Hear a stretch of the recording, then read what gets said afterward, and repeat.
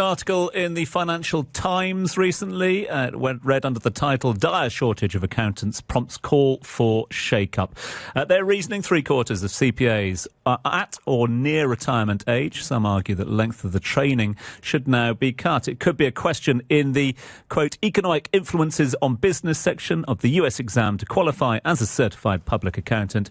If it were cheaper and easier to become a CPA, would there be more of them? That's what the FT says about the global state of affairs of accountants, qualified accountants. What about here in the region? Well, let's put that to the founder of Alchemy Search. Conor McHugh has been kind enough to join us live in studio. And as we do round about this time of year, would be remiss not to say Happy New Year, Conor. Yeah, Happy New Year. Thank you very much for having me this morning. Right, we're going to get onto the local state of affairs very shortly. Before that, why this dire shortage globally at the moment?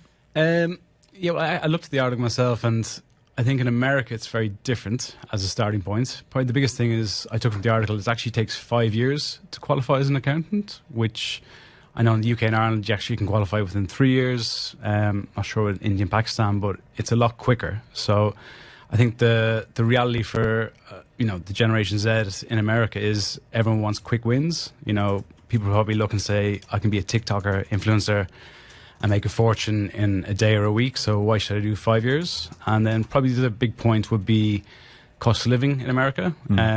Because the reality is for these guys that are doing the training, if it takes 5 years for you to qualify, the company who you work for, has you by the hook, where, they're effectively paying you quite low, but you still need to live in a big city, which probably isn't affordable for a lot of people, so that might be deterring a lot of that sort of workforce. So dire shortage in the States and other parts of the world. If we were to put the same question to you, your peers and colleagues in the UAE finance recruitment landscape, would it be the same answer? Complete opposite is how I would see it. I probably speak for any finance recruiter, but also any CFO or finance manager, finance controller. Every day you look onto your LinkedIn, it's inundated with messages from accountants that actually want to relocate to UAE. So for us, in our space, the challenge is actually not getting the candidates. For most times, it's more actually just getting the jobs, because we have a massive oversupply of candidates. The only area where I do see a bit of a shortage is Arabic speakers. So there may be a bit of a shortage coming through for maybe GCC nationals in the region,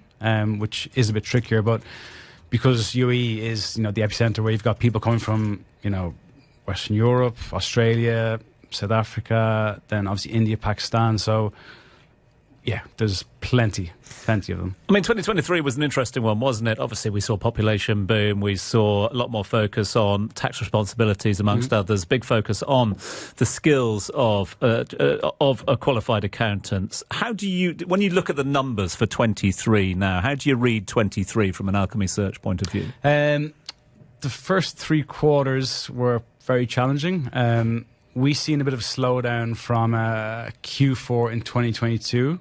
That came into Q1 this year, where January was our worst month of the whole year.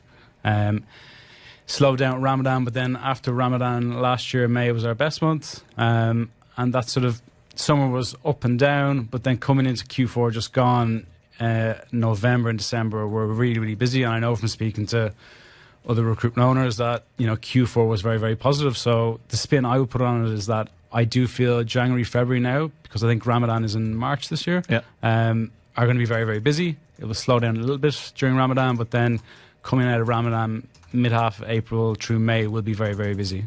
With that appetite for moving at the moment, especially the international relocation amongst others as well, what sets candidates apart? What pings from a CV? Is it still UA experience? No. So I've actually written an article today on this, that we've actually seen last year 22% of our placements for the whole year were candidates without UA experience. But the big question is, as when we get messages from candidates day in, day out, a lot of them want to get a job without being here, which is near on impossible. And based on our stats from our article, only 2% of our placements in the whole year were candidates that had a notice period, never stepped foot in UE and got a job. While the 22% was more geared towards candidates that who are either fresh off the boat, on the ground, they want a job, they need a job, they'll take a job. And the reason why they're very attractive for the hiring companies is that they'll take market rate, because the biggest thing we've seen in the market last year was that because the vast majority of the workforce was in work, a lot of them were getting counter-offered. So you could go through a whole recruitment process, get them an offer, and then they go to resign, and their boss throws the kitchen sink to keep them, which is very frustrating for the company that's invested all the interviews and everything. So a lot safer bet is to get these maybe younger guys who are newly qualified to maybe 5 years PQE, that they're young, they're hungry, they'll take market rate, sometimes a little bit below market rate, just to get working. So that's probably the big shift we've seen. Got 1 minute left with you, and as you mentioned there, obviously your 2023 review and 2024 jobs outlook report out today. Yeah. Hiring across industries at the moment, what are the sort of main indicators for 24? So, I think in our report, it was quite interesting. The harder sectors were the busiest sectors. So your oil and gas, commodities trading's really got big this year, with a lot of movement from companies from Geneva and Russia in particular into the region. So then construction has been quite busy. So it's been quite interesting. While the year before was actually a lot of fintech companies, whereas payments companies as well. So this year it's been a bit of a switch back into your hard hats. Listen, Conor, look forward to catching up with you throughout the year to see how things are moving forward. Can't thank you enough for that. Quick reminder that Alchemy Search is releasing their 2023 review and 2024 jobs outlook report today, so get your hands on that. Conor McHugh is the founder of Alchemy Search. Thanks for joining us. Yeah, thanks for having me, guys. More from the team in just a few moments' time. It's just after 7. It's the Business Breakfast. 9 days to go until the Hero Dubai Desert Classic. A tournament